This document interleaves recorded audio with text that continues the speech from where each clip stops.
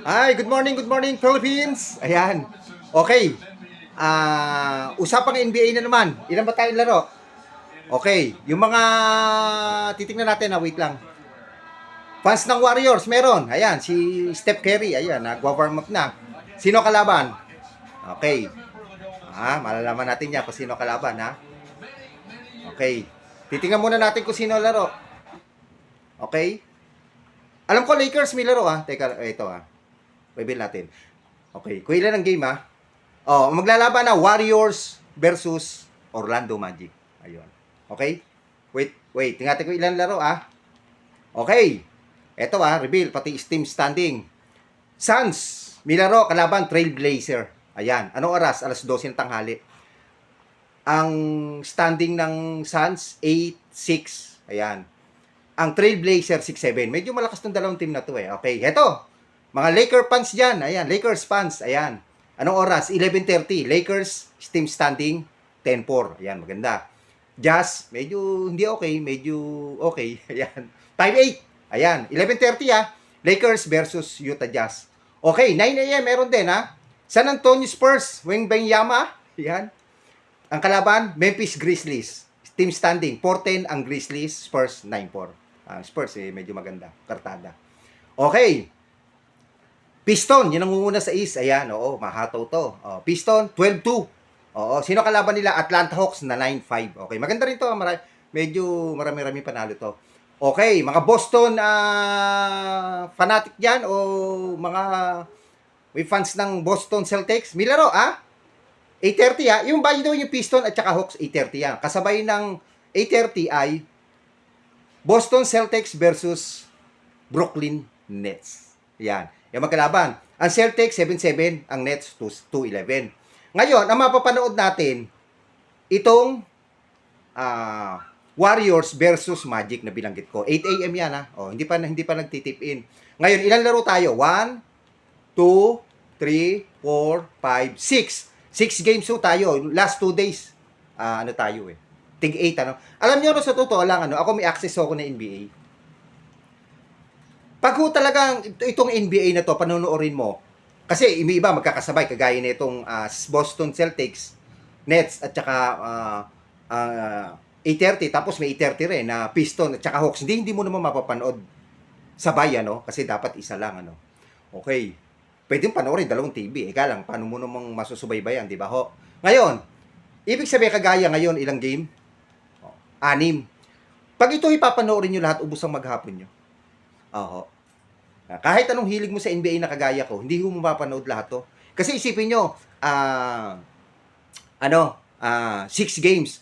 2 hours and a half. O sige, pagpalagay na replay, panoorin mo. Kasi hindi naman nabubura, may replay yan. Hanggang bukas, pwede mo panoorin ng umaga.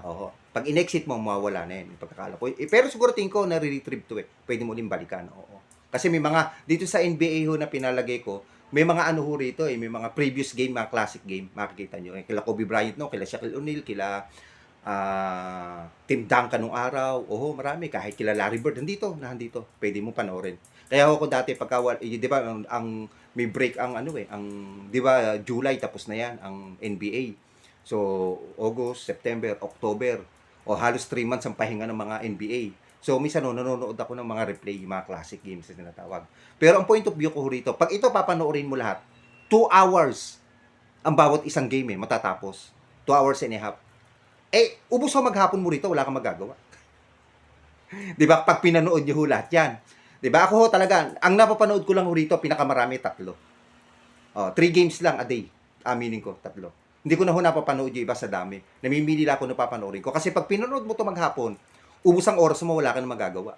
Kung may sahod to, pwede kong panoorin maghapon. Yan, pasahurin nyo nga ako. Yan, sino bibigay ng salary sa akin? Yan, makatilikod ko. At panoorin ko lahat, tapos ikukwento ko sa inyo.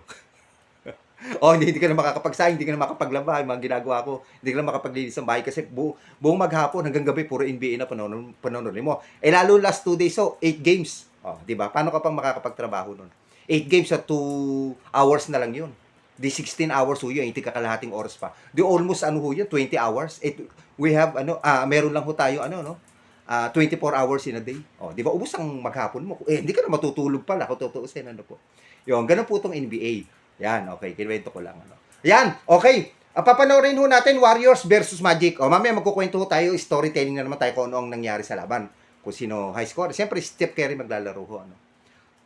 Sa Magic ko ata, si Banquero, kanang superstar. Ewan ko maglalaro. Nakaraan, hindi ko naglaro eh. Ayan. Pinaplay natin, titignan natin kung magtitip in. May oras pa naman tayo, may 2 minutes pa. Gusto malaman ng team standing, kung anong team ang paborito nyo, kung ano bang laban, kung kailan. Comment down below. Ikukwento ko sa inyo. Pwede nating hanapin. Ano po? At pwede nating alamin yan kung ano. No? Oh. Ang ganda ho ng mga laban ng mga nakaraan. Mga nakaraan laban. Yan. Nandiyan pa. Yung mga sinasabi ko andyan. Hindi ko lang ako pwede ipakita tong NBA kasi bawal. Makaka-copyright ako, hindi ko naman maipopost. Sayang lang. Ayan. Ayan, nadidinig nyo, no?